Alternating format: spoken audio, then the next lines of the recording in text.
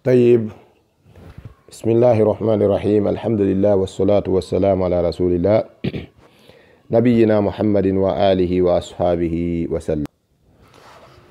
haray musidɓe julɓe tedduɓe, wano wonnoɗen yewtirde ni ndeɗo alqur'anare cate mayre on ko wiyete ulumuji mayre on e bange dambugal jangugol ƴeeɗen sellina ɗum koko duwa famede. Tafsiru on kadi woni firon on kadi usuluji mun ɗin kadi no duwa kadi andede. Neɗɗon wawa sennidirde hakkunde konko telli Makka e konko telli Madina, yani hikma molanaɗo no e nder ɗum o wiyete kon ma'rifatu al-makki wal madani min suwari al-Qur'an aw min ayati al-Qur'an.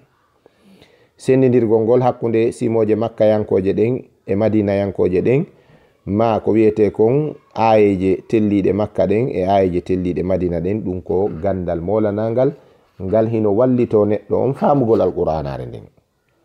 Sina ɗum on tigi nata e wordo wardannagol e nder mayre tawa o ala ko wiyete kon keppande, mana hara ngataki feñaki. Ɗum ayi goɗɗo no wi'e ko ustazun fil Qur'an, ko muallimul Qur'an, ko jannowo Qur'ana, sengo ka amen kanko ɓuri famude Qur'ana, hara himo waywa biire. Hendiɗo mo woyiltidiraymo mo waywa biire, ɗo gandi ko wiyete biire, bull in English, wiyete bulre e anglais mabul. Hunde nde andanɗa hoore ma no mulliɗi no waali fayda, talluɗo wo talloto.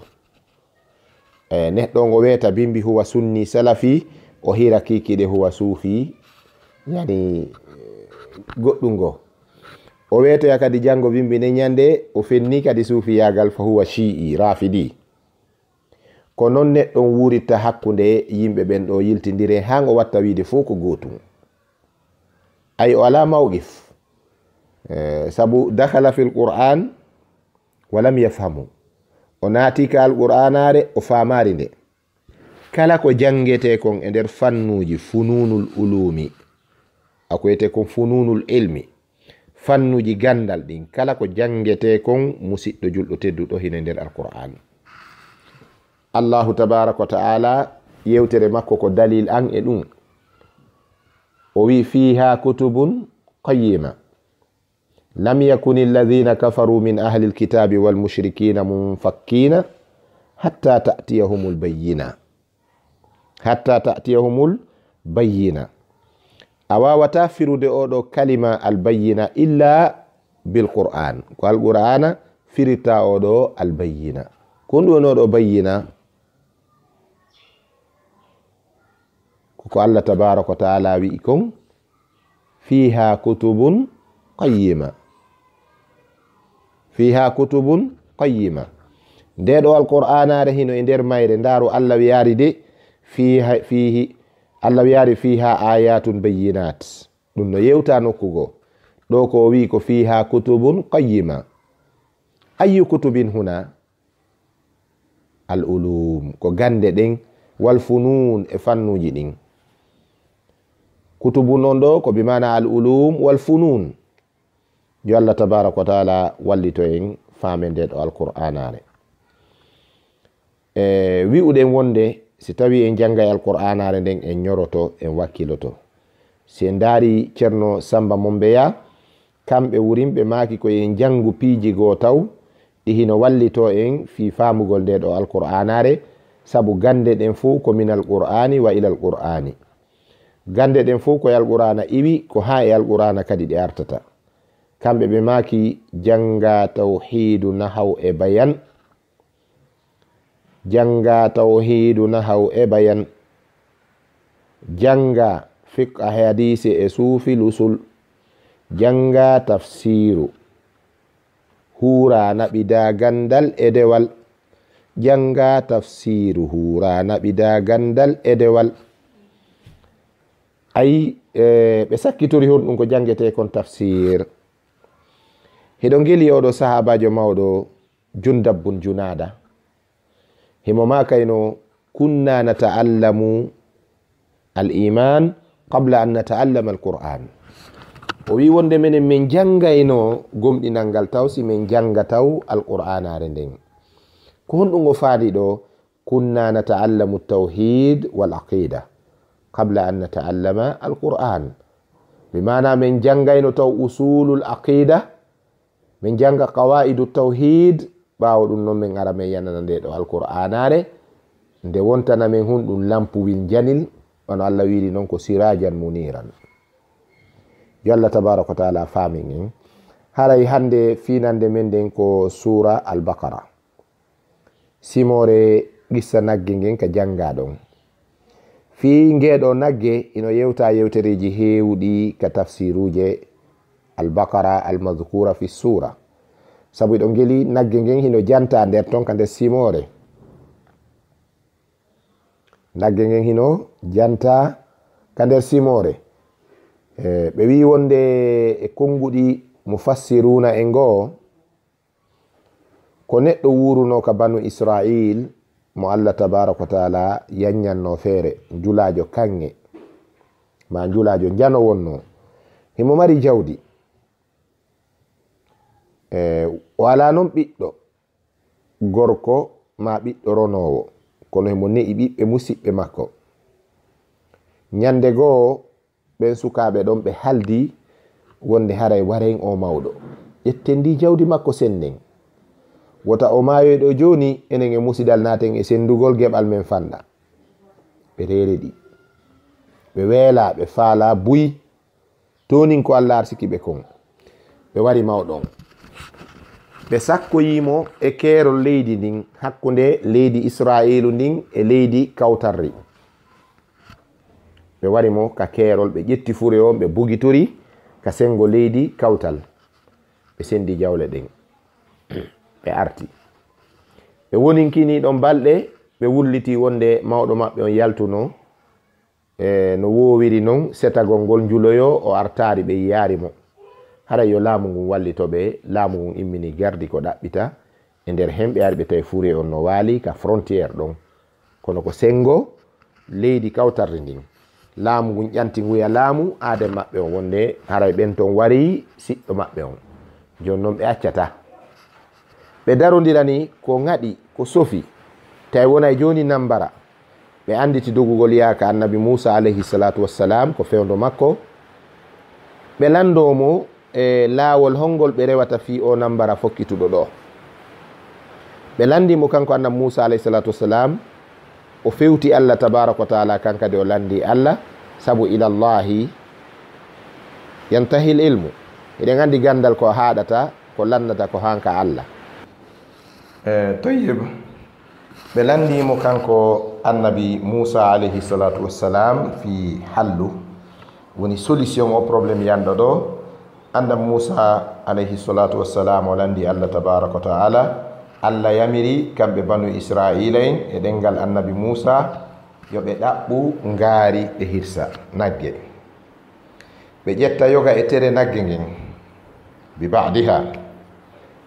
Woɓɓe wi konko wiya ɗon bi ba'diha ko ɗengal ngal, woɓɓe go kadi wi ko bukkol nagge ngen ɓaawo, woɓɓe kadi no wuuli tana ɗum.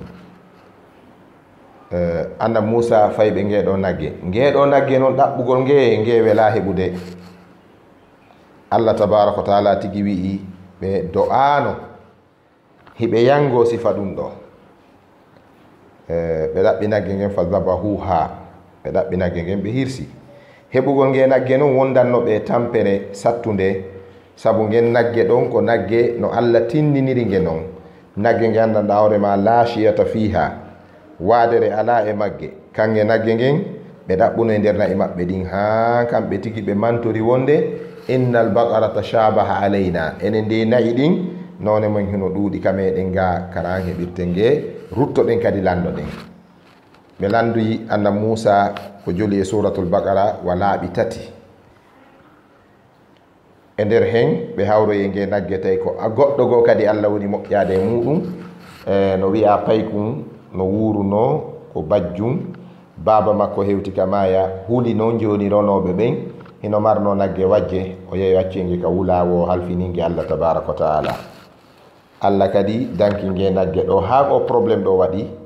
Allah tabaraka wa taala sodini ngeɗo banu Israila e ɗengal paykum kun e faale paykum kun e termande maɓɓe piri towuɗo sappay konko wiwno o e nge nagge an ɗo hirsetake mi yeeyatange tawi be joni noon ɓe waɗamo ɓe teŋamo ɓe tegi e dow coggu nagge ngen jawdi heewu ndi ha ɓe wawi surde nagge ngen ɓe hirsange teral ngal ƴette tappire mawɗo wara ɗon mawɗon yimmi wi ko kaari e kaari warilan ko ɗum heltinno hare nden hakkude banu israila en israiliyankoɓe ɓen e kawtal maɓɓe ngal woɓɓe e sifiɓe fi nagge ngen albaqara almadkura fi lquran ko ɗum ɗo woni ko ɓe yewti fi magge si tawi tana mum kadi no ton kadi eko filla kadi haray ɗum kadi koko jaɓete ƴette on tuma noon peesidire ko ɓuri marde sanad tugorgal sellungal wo haray ko ɗum ɗon woni ko yarete kon musidɓe an julɓe tedduɓe suratul baqara hino mari fadail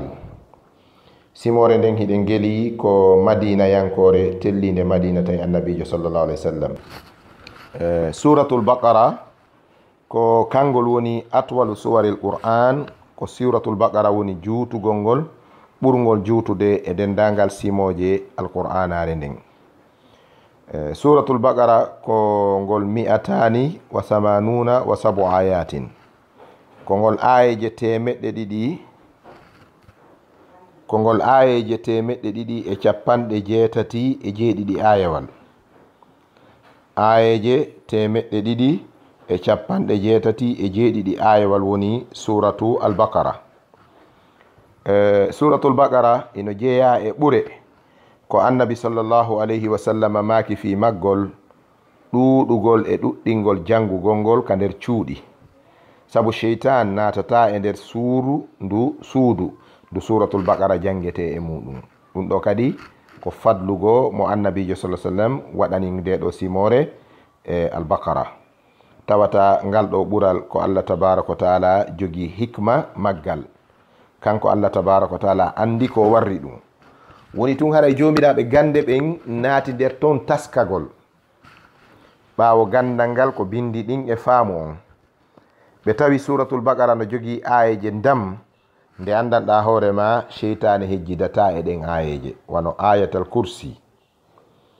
ayatal kursi koye nder suratul baqara woni ayatal kursi woni sayyidul qur'an Allah tabaraka wa taala e nder ko tagi kon fop himo ɓurdindini wa yahluqu rabbuka ma yasha'u wa yahtaru ta goto salo ɓurede wota noon goto yiɗu ɓurede kadi ta funu ɓuru ma on ɗum sa yiɗi ɗum a weltori ɗum ko ella kono sa salike kadi ɓurede kadi a salike ko Allah waɗi Allah tabaraka wa taala tagu lebbi 12 hitande nden o ƴetti suumaye o waɗi koho hitande nden ramadan ko sayyidu shuhuri sana Allah tabaraka wa taala tagi malaika fop o ƴetti jibril o waɗi patron maɓɓe Allah tabaraka wa taala tagi ɓandinke fof o ƴetti annabi meɗen muhammadin sallallahu alaihi wasallam o waɗi patron windere nden Allah tabaraka wa taala tellini ɗeɗo defte asamayankoje o ƴetti qur'ana o waɗi patron majje Allah tabaraka wa taala tagi balɗe jeeɗɗi nder yontere nden o ƴetti jumare nden o waɗi sayyidu ayyamil usbu ñalɗi yontere nden ko jumare nde woni patron on Allah tabaraka wa taala jippini qur'anare nden nde fof e mayre o ƴetti ayeje wiyeteɗe ayatal kursi ɗen o waɗi ɗe koho alqur'an annabi meɗen muhammadin sallallahu alaihi wasallam no yewtida e ubay ibn kab ñande goo hiɓe landomo simo andi ko ayeje honɗe ɓuri mawnude e nder qur'an o maaki nelaɗo miɗo hotto ko ayatal kursi nelaɗo ɓe jamɓe kisi woni muɗum maaki ya ibn kab yo Allah newinane gandal yo Allah hoynane lawol gandal yo Allah loowe gandal idan ayatul kursi ɗe ayeje ɗo ko kanje woni sayyidul qur'an ɗeɗo noon ko nder suratul baqara jeeya amana rasulu ayeje sakkitorɗe ɗen ka suratul baqara ɗo sheytane susataɗe iblisaji ɗin susataɗen ayeje ɗon ɗen kadi koye simore baqara nden jeeya so ndaari kadi fuɗɗode suratul baqara nden kadi a jangay faamu ɗon kadi wonde suratul baqara ko ayewal ngal yani ko suurawol ko cortewol ne'aygol ruhuji gomɗinɓe ɓen sabu ingol heewi addude almuwasafat almahbuba inda allahi tabaraka wa taala sifaji ɗin ɗi andanɗa hoore ma ko yiɗaɗi ka Allah tabaraka wa taala nde jiyaɓe ɓen hino sifitora ɗi wano honɗum gomɗingol ko wirni kon, wano honɗum ñiɓugol e julde nden, wano honɗum ittugol sadakaji ɗin e jakka on, wano honɗum moƴƴodiral ngal, wano honɗum jaɓugol kodduruye on gomɗinamo. ɗum ɗo foppine nder suratul baqara. ayeje sakkitiɗe jippade alqur'ana ɗen wano wolirnoɗen yewtirnoɗen non yontere hande ɗen kadi koye nder suratul baqara woni wattaqu yawman turja'una fihi ila llahi thumma tuwaffa kullu nafsin ma kasabat wa hum la yuzlamun. ɗen ayeje ɗon kadi koye nder suratu albaqara ɗo woni koɗe jeeya. haray simore nden en wawata yewtugol ko yi'uɗen no winda fi mayre kon fuu e nder jangin e nder réseau social ko tata ko minitaji seeɗaji jogiɗen wona tan juutuɗo. haray inchallahu taala hiɗen wawi darorde ngoɗo sengo wonen bange ɗo aren e nder firtugol ngol inchallahu tabaraka wa taala.